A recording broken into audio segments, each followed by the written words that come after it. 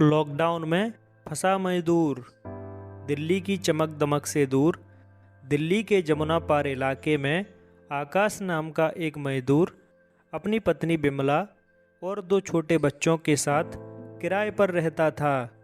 वह अपनी 2 टाइम की रोटी कमाने के लिए बिहार के चंपारण जिले के एक छोटे से गांव से आया था ताकि शहर में उसे कोई रोजगार मिल सके। यहाँ आकाश बड़ी मेहनत से मकानों के निर्माण का कार्य करता था। साथ ही वह अपनी पत्नी बिमला से ईंट ढोने और सीमेंट का मसाला बनवाने में मदद लेता था। उसकी पत्नी को भी 500 रुपए की दिन की दिहाड़ी मिल जाती थी। इससे आकाश और उसकी पत्नी का घर का गुजारा खुशी खुशी चल जाता था। दिहाड़ी की कमाई से जो पैसा बचता था उससे आकाश अपने 5 साल के बेटे रोहन को स्कूल भी भेज देता था। इस तरह उस छोटे से परिवार में बहुत खुशियां थीं। लेकिन तभी एक दिन देश में कोरोना वायरस आ जाने के कारण लॉकडाउन लगा दिया जाता है। लॉकडाउन के कारण आकाश और उसकी पत्नी की आजीविका पर बुरा असर पड़ता है, क्योंकि उन्हें दिहाड़ी से बस इतना ही पैसा मिल पाता था कि वह 1 या 2 दिन का गुजारा कर सकें। वे अपनी रोजी चलाने के लिए पूरी तरह से हर रोज मजदूरी पर निर्भर थे। लॉकडाउन की घोषणा होने के कुछ दिन बाद वह अपने 2 मासूम छोटे बच्चों के लिए 2 वक्त का खाना भी नहीं ला पाते हैं। तमाम बड़े वादों के बीच सरकार आकाश के इस छोटे परिवार को 2 वक्त की रोटी भी नहीं दे पाती है। और फिर एक दिन ऐसा भी आता है कि वह चारों प्राणी भूखे ही सो जाते हैं।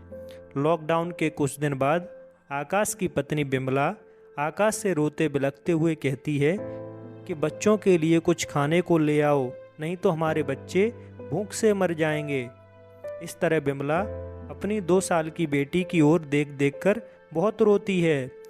तभी बिमला का अत्यधिक दुख देखकर आकाश घर से बाहर खाने के लिए कुछ लेने को निकलता है।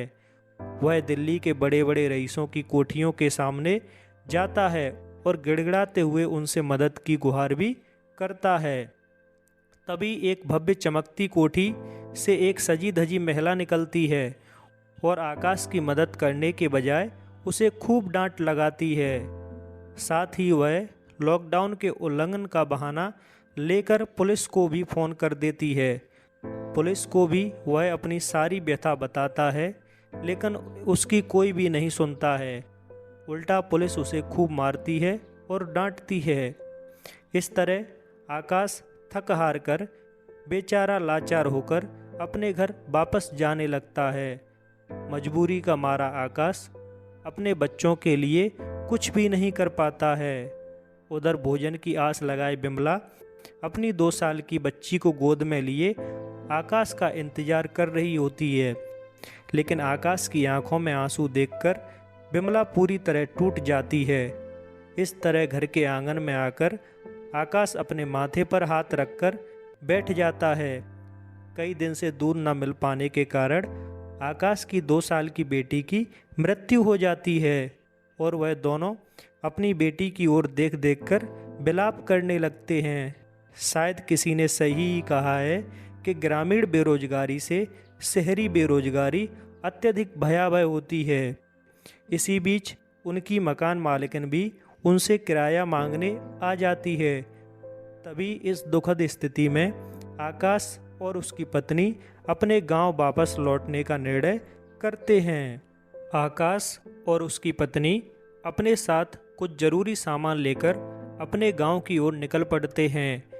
लेकिन उनके सैकड़ों किलोमीटर दूर गांव जाने की राह भी इतनी आसान न थी। दिल्ली से निकलकर रास्ते में चलते चलते उन्हें एक हैंडपंप दिखाई देता है।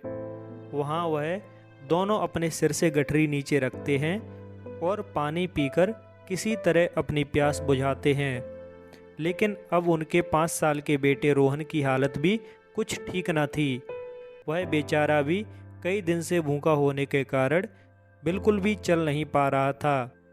ऐसी स्थिति में आकाश उसे गठरी के साथ ही कंधे पर बिठा लेता है और किसी तरह वह हाईवे पर चलते चलते कुछ दिनों के बाद उत्तर प्रदेश की सीमा को पार कर जाते हैं। लेकिन तभी आकाश और बिमला देखते हैं कि रोहन को बहुत तेज बुखार और कुछ खांसी है। रोहन की मनोदशा बेहोशी जैसी हो जाती है। बिहार बॉर्डर पर लगी डॉक्टरों की टीम उसे चेकअप के बाद मृत घोषित कर देती है। साथ ही रोहन की टेस्टिंग के बाद उसमें कोरोना की पुष्टि होती है।